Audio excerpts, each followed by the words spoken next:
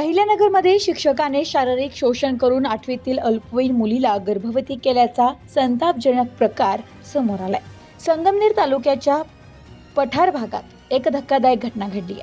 8वीमध्ये शिक्षण घेणाऱ्या अल्पवयीन विद्यार्थिनीला शिक्षकाने शारीरिक शोषण करून गर्भवती केल्याचा संतापजनक प्रकार उघडकीस आलाय. यामुळे शैक्षणिक वर्तुळात मोठी खळबळ उडाली आहे. या प्रकरणी पिंपरी चिंचवड येथे गुन्हा दाखल झाल्यानंतर घारगाव पोलिसात 0 नंबरने वर्ग झालाय. याबाबत घारगाव पोलिसांकडून मिळालेल्या माहितीनुसार पीडित विद्यार्थिनी 8वीमध्ये शिक्षण घेत आहे. मात्र तिच्या घरगुती कारणामुळे शाळेत एकटी राहत होती. याचा गैरफायदा आरोपी शिक्षक अमोल बाबासाहेब भोसले वय 23 वर्ष याने घेत ती अल्पवयीन असल्याचे माहीत असतानाही तिचे शारीरिक शोषण केले.